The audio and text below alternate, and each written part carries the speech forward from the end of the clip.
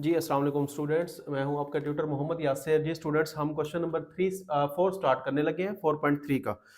Question number 4 का first part में find के so that the line joining A B and the line joining C D are parallel and perpendicular. जी students, हमारे पास 4 points given है, A B और C D. अब देखें, हम सबसे पहले तो ए बी को यूज करके इसका स्लोप ले लेंगे। स्लोप्स के थ्रू हमने करना है ये, तो फिर हम सी और डी लाइन को ज्वाइन करके उनका स्लोप ले लेंगे। जब दो स्लोप्स हमारे पास आ जाएंगे, फिर हम पैरेलल के लिए करेंगे सॉल्व और फिर परपेंडिकुलर के लिए करेंगे। पैरेलल स्लोप्स कब होते हैं? जब दोनों स्लोप्स इक्वल हों। तो उसके लिए हम हमेशा क्या करेंगे, दो स्लोप्स को इक्वल करेंगे और फिर उसको सॉल्व करेंगे। और परपेंडिकुलर के लिए उन्हीं दो स्लोप्स का आपस में डॉट प्रोडक्ट लेंगे और वो -1 के इक्वल आना चाहिए।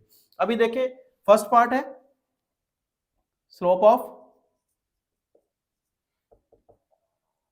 ये हम पैरेलल के लिए कर रहे हैं।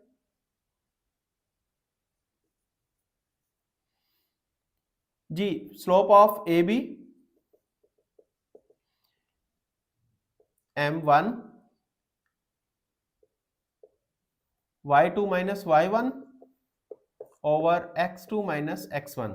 जी स्टूडेंट्स, स्लोप ऑफ ए बी के लिए हमारे पास y2 ए और बी में देखिए, y2 हमारे पास -6 है और y1 हमारे पास है 3। सेम ऐसे ही x2 जो है हमारे पास k है और x1 है 7। तो हमारे पास m1 जो आया है -9 ओवर k माइनस 7। ये हमारे पास आ गया slope of A B m1। और ऐसे ही अब हम लेंगे slope of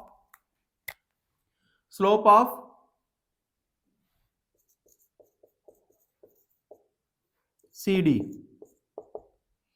slope of C D के लिए हम क्या करेंगे, m2 y2 हमारे पास है सी और डी में, देखिए x1 y1 x2 y2।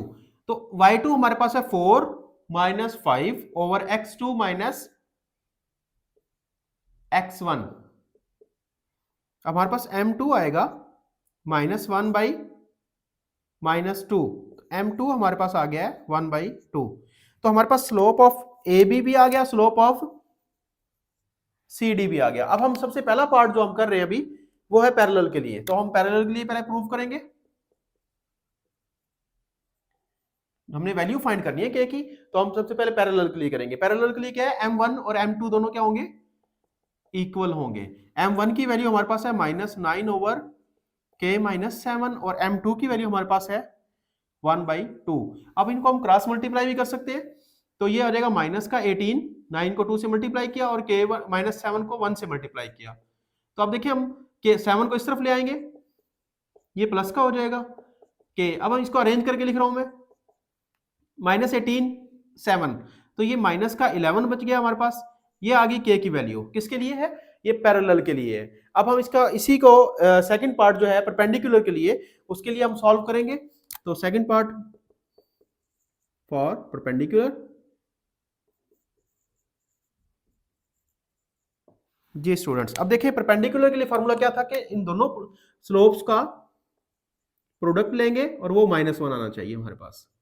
तो फिर हम इसकी वैल्यू निकालेंगे k की। अब देखिए m1 हमारे पास था -9 over k minus 7 dot 1/2 is equals to -1। अब इन दोनों का अगर हम मल्टीप्लाई करें तो ये बन जाएगा -9 over 2 into k minus 7 is equals to -1।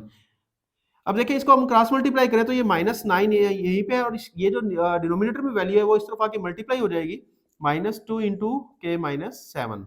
ये आ जाएगा -9 -2k प्लस 14। अब देखिए -2 को उस तरफ लेके आऊंगा तो ये प्लस का हो जाएगा और 9 को उस साइड ले लूंगा प्लस का हो जाएगा। तो ये हमारे पास आ गया 23, 14 प्लस 9 और 2 को हम डिवाइड कर देंगे 23/2। जी स्टूडेंट्स, हमारे पास ये दोनों पार्ट्स अब सॉल्व हो गए हैं। पर पैरेलल के लिए हमारे पास k की वैल्यू आई है -11 और परपेंडिकुलर के लिए k की वैल्यू आई है 23/2। जी स्टूडेंट्स, हम इंशाल्लाह नेक्स्ट वीडियो में हम क्वेश्चन नंबर 5 स्टार्ट करेंगे।